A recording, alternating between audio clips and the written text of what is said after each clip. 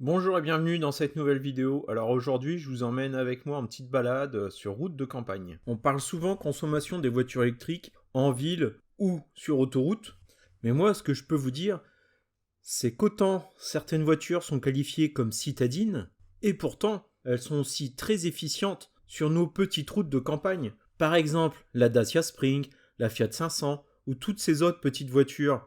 Autant elles vont être conseillé pour les citadins, mais il n'y a pas que les citadins, il y a aussi la petite campagne de France, de village en village, sans faire de grands trajets. Ce sont d'excellentes voitures.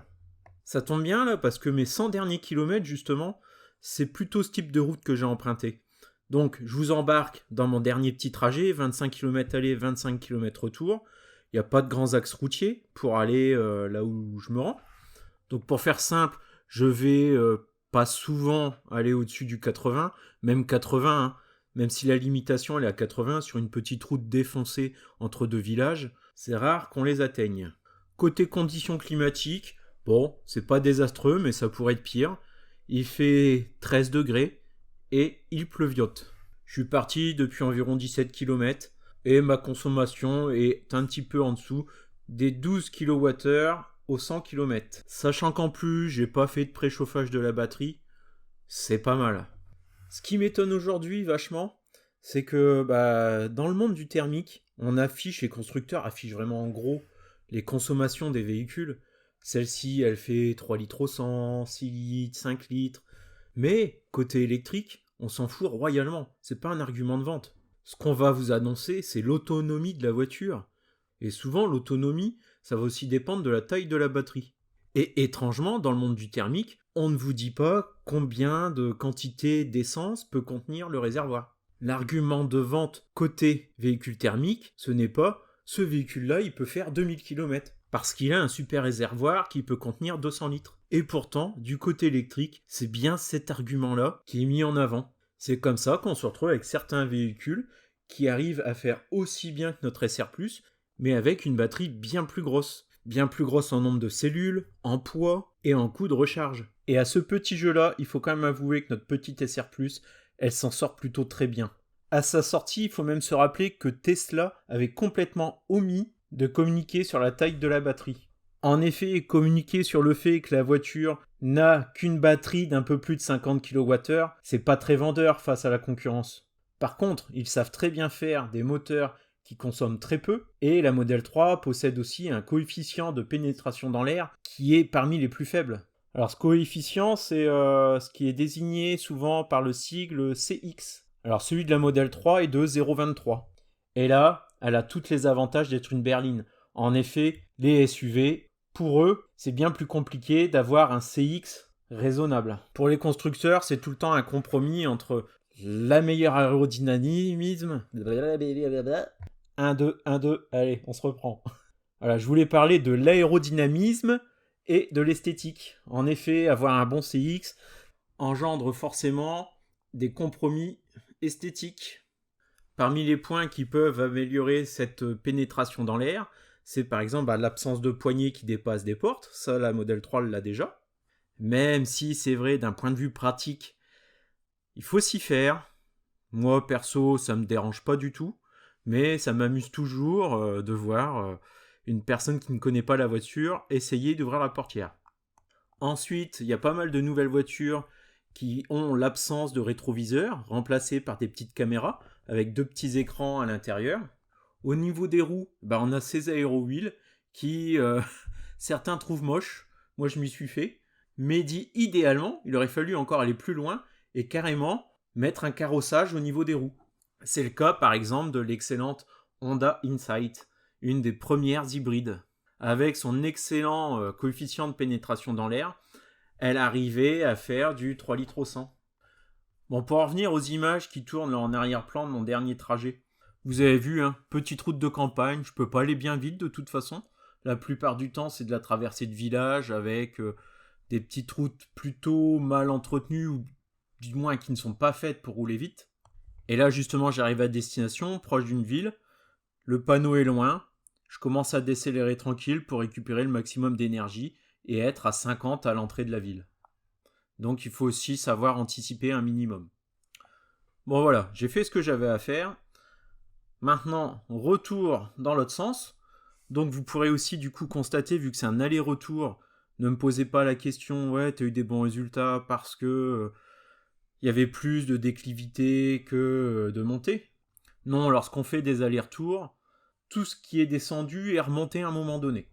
Ensuite, ok, je suis seul au volant, il n'y a personne dans la voiture, et je ne suis pas pressé. Du moins, de toute façon, je ne pourrais pas aller beaucoup plus vite sur ce type de route sans passer pour un fou du volant.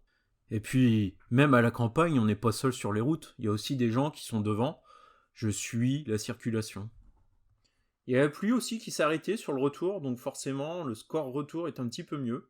Enfin, on regardera la moyenne tout à l'heure, mais là, sur les 12 premiers kilomètres du retour, je ne suis qu'à 88 Wh par kilomètre, qui fait 8 kWh au 100. Allez, soyons sympas, arrondissons à 9.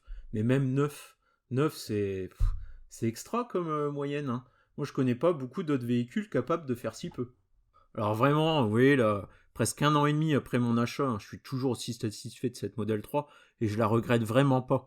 Et c'est pas le modèle Y qui va m'attirer, parce que bon, ok, il a un look SUV, un petit peu plus de place, etc. Mais pour ma famille, je me sens pas à l'étroit dans ma Model 3, et il a cet avantage d'être super efficace, super économe. Modèle Y, de par sa forme, un petit peu plus haut, un petit peu plus gros, consommera forcément un petit peu plus. Mais il est dans la tendance et à la mode. Non, je ne céderai pas. Surtout que bon, il est pas prêt de sortir, j'ai l'impression. Et la Model 3, là, si on regarde le marché de l'occasion, on peut dire qu'il se porte bien. C'est simple, hein, prix de l'occasion égale prix du neuf. En effet, en ce moment, en France, on a la Model 3 un peu moins chère que dans les autres pays, pour pouvoir être éligible à la prime des 7000 euros, donc qui se termine fin juin, je le rappelle. Et ensuite, donc, vous avez à déduire les 7000 euros, ce qui la rend accessible à 36 800 euros. Alors qu'en Belgique, c'est pas le cas. Ils l'ont 10 000 euros plus cher que ça. Pareil au Danemark et tout un tas d'autres pays. Donc vous étonnez pas que les modèles 3 d'occasion, elles ne décodent pas, puisque ce sont majoritairement les étrangers qui nous les achètent. Si vous avez les moyens, cette SR+, je pense que c'est vraiment pas une mauvaise affaire en ce moment. Bon, par contre, on en croise de plus en plus. Hein. Moi qui étais la seule dans ma petite région, là autour de mes petits villages, je pense qu'il y en a 7 ou 8 maintenant. C'est de la folie, encore ce week-end, je vais la faire essayer à 2 personnes. Bon, ma petite balade se termine. Mon côté, c'était pour me faire vacciner. Hein. Ouah, j'espère que si beaucoup peuvent faire comme moi et se faire vacciner, on arrivera peut-être au bout du tunnel un jour. Si vous êtes éligible à la vaccination, n'hésitez pas de faire comme moi, de faire quelques kilomètres, parce que là, dans mon coin, les centres de vaccination proches, les rendez-vous, malheureusement, c'était pour dans un mois. Donc j'ai fait 25 km pour aller me faire vacciner. Au moins, je suis vacciné. Hâte de pouvoir refaire des road trips. Hâte aussi de pouvoir faire des petites rencontres entre youtubeurs et abonnés. Bon, faisons le bilan là de la consommation. Voilà, vous avez vu un trajet retour, 92 Wh par kilomètre. Donc, moi je dis super, hein, super, hein, difficile de faire mieux. Sans trop d'efforts, réellement sans trop se traîner. Enfin, si quand même, une demi-heure pour faire 25 km. Mais bon, je pouvais pas aller beaucoup plus vite de toute façon. Depuis ma dernière recharge où j'ai rechargé à 80%, j'ai fait 87 km avec pour moyenne globale 105 Wh par kilomètre, donc 10,5 kWh au 100. C'est vraiment une très très bonne moyenne, je pense. Hein. Donc on parle souvent de consommation en ville, après nationale, autoroute, mais rarement, là c'est une consommation campagnarde, on va dire. Hein. Et là, je trouve que la SR+, hein, sur ce type de trajet, elle est vraiment très très forte. Sur ce trajet-là, j'avais la possibilité quand même de prendre la nationale, mais ça me faisait un détour de quasiment 10 km. Donc au final, consommer beaucoup plus, faire plus de kilomètres et mettre quasiment le même temps de trajet, autant cette voiture, on peut prendre plaisir à taper un peu dedans, hein, c'est une voiture puissante quand même. Hein. Autant, moi je me fais autant plaisir lorsque je roule tranquille et je vois ces toutes petites consommations s'afficher. Voilà, c'est tout pour aujourd'hui. J'espère que cette vidéo vous aura plu. Abonnez-vous si c'est pas encore le cas, me fait plaisir. Ciao et à une prochaine.